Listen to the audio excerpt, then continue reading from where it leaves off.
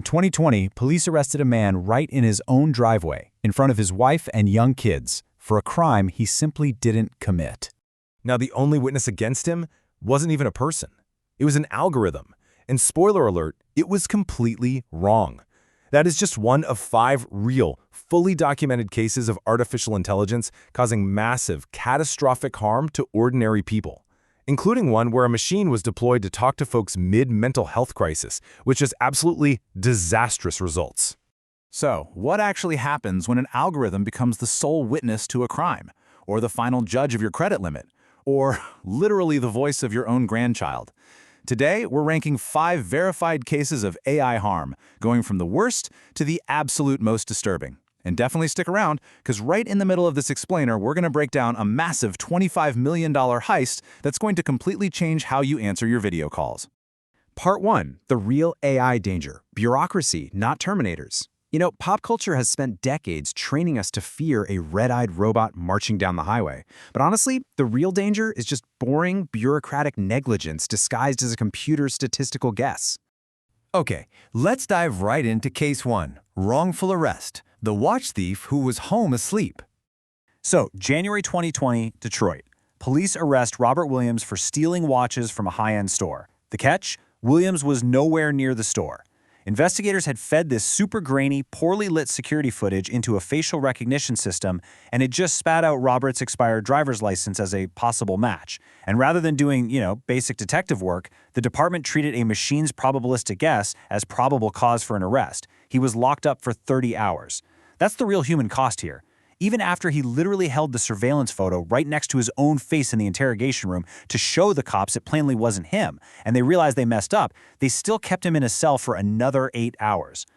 The mechanism behind this absolute failure is called automation bias. It's the human tendency to overtrust a machine's output just because it came from a computer. The AI was just throwing out a statistical guess among dozens of candidates, but the humans anchored on it as undeniable truth. There's a deeply bleak irony in the fact that an out-of-date driver's license photo, a document literally issued by the state to prove who you are, was used by the state to prove he was someone else entirely. It's bureaucracy eating its own tail. Ultimately, this led to a $300,000 settlement, and tragically, there are at least 7 other documented cases of false arrests tied to facial recognition nationally.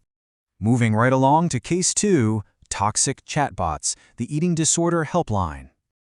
Back in 2023, the National Eating Disorders Association, the biggest eating disorder nonprofit in the U.S., did the unthinkable. They shut down their human-staffed helpline and replaced everyone with a chatbot named Tessa. Tessa was initially built by researchers as a narrow, carefully scripted tool, but then generative AI capabilities were layered on top, and Tessa started improvising. And man, it improvised terribly. A consultant testing the bot was horrified to find Tessa suggesting calorie counting, advising a massive deficit of up to 1,000 calories a day, and even recommending measuring body fat with skin calipers. An organization whose entire purpose is fighting diet culture accidentally deployed a robot that enthusiastically championed it. A support line for eating disorders began generating advice that actively causes them. They had to pull the bot within 24 hours of the backlash. This is a textbook example of scope creep. Researchers assumed the AI was safe because early narrow versions worked fine in a highly controlled setting.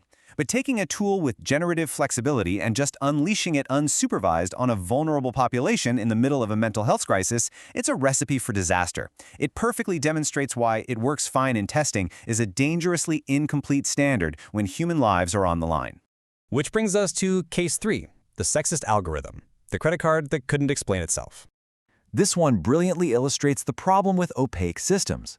In November 2019, software developer David Heinemeier Hansen tweeted that his shiny new Apple Card gave him a credit limit 20 times higher than his wife's.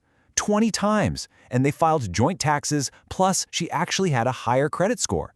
Shortly after, Apple co-founder Steve Wozniak chimed in to say he and his wife ran into the exact same bizarre gap. When pressed on this, Goldman Sachs, the bank issuing the card, couldn't even explain how the algorithm made the decision. They defensively swore up and down that gender wasn't even an input in their system. But honestly, that makes it scarier. It's called algorithmic opacity. You don't need a hard-coded gender rule to discriminate. The algorithm simply learns from proxy data, things like shopping habits, account histories, or being an authorized user versus a primary card holder, which quietly smuggle the bias right through the back door. Basically, the sleek, minimalist Apple Card turned out to have the exact same opaque bias as a 1970s lending system, just with a much nicer font. Now for the one I promised you earlier. Case 4. Deepfake Heist, the $25 million video call. Throw out everything you think you know about corporate security. Let's set the scene. It's early 2024 at the Hong Kong office of a massive multinational engineering firm. An employee gets a sketchy email from the UK-based CFO asking for a highly confidential money transfer. Suspecting a phishing scam, good for him, the employee does exactly what we're all taught to do. He jumps on a video call to verify it with his own eyes. He joins the call, he sees the CFO, he sees his colleagues, they're all chatting with him, he feels completely reassured, so he authorizes the transfers. But here is the terrifying twist. Every single person on that call was fake. They were all live, AI-generated deepfakes built entirely from scraped company videos and audio. Because he trusted his eyes, that employee authorized 15 separate wire transfers, $25.6 million, just gone, vanished into fraudster bank accounts. To put that into perspective, somewhere out there, a group of criminals held a full corporate staff meeting with better production value than most actual Zoom calls, and not a single one of the fake attendees had to mute themselves to chew a sandwich. The takeaway here literally changes our daily lives. Consumer-grade AI has made visual verification completely obsolete. You can no longer trust a screen. Security experts now say the only defense is out-of-band verification, meaning if you get a weird request on video, you hang up, pick up your actual phone, and dial a known, pre-established number to confirm. Which brings us to our final, and honestly most disturbing, everyday threat. Case 5.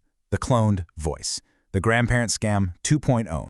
Fraudsters have taken the decades-old grandparent scam, where someone calls an elderly person claiming their grandchild is in jail and needs bail money, and they've totally supercharged it with AI. All it takes is 3 measly seconds of public audio from a TikTok or a voicemail, and scammers can generate a perfectly cloned synthetic voice. They use it to call a grandparent, sounding exactly like their loved one, crying out in a panic. It is pure, evil exploitation of an evolutionary shortcut. As humans, we are biologically hardwired to instantly trust a familiar voice in distress. The AI doesn't even need to be perfect. It just needs to buy 30 seconds of blind panic before your rational brain kicks in. And 30 seconds is all it takes to get a wire transfer started. This is costing victims hundreds of millions of dollars every single year. So what's your household defense against this? Consumer protection agencies are now aggressively recommending that every family establish a safe word. If someone calls sounding like your son or grandson begging for money, you have to demand the password. I mean, we have literally reached a point in technological history where you need a Cold War-era espionage code word just to safely talk to your own family members. Okay, so let's take a step back. The crucial point across all 5 of these cases is this. It's time for a reframe. None of these AI systems wanted anything. There was no evil, emergent master plan, no malice. In every single instance, the AI was just doing dumb statistical pattern matching. The catastrophic harm always fell on vulnerable people simply because human institutions failed to put basic safeguards in place. The police trusted a machine over corroborating evidence. A charity chose a bot over human oversight. A bank deployed an opaque algorithm with zero transparency. A company trusted a video feed without out-of-band verification. And families are being forced to adapt with safe words. The AI didn't circumvent the rules. It just exposed the fact that the humans driving the ship were entirely too trusting. Which brings us to the core thesis of this explainer. The danger of AI right now isn't a robot rebellion. It is expensive, systemic negligence. It's what happens when a system is trusted way more than it deserves, deployed on people who can't easily push back, lacking a safeguard that simply wasn't there yet. So I want to leave you with this to think about. When an algorithm inevitably makes a catastrophic mistake in your life, who do you actually hold accountable? The machine, the programmer, or the institution that decided to plug it in? Thank you so much for joining me for this explainer. If you want to dig deeper, all the documented sources for these cases are linked right down in the description. And definitely stick around, because in our next explainer, we're flipping the script and looking at the exact opposite. The incredible, verified cases where AI has actually saved lives. See you then.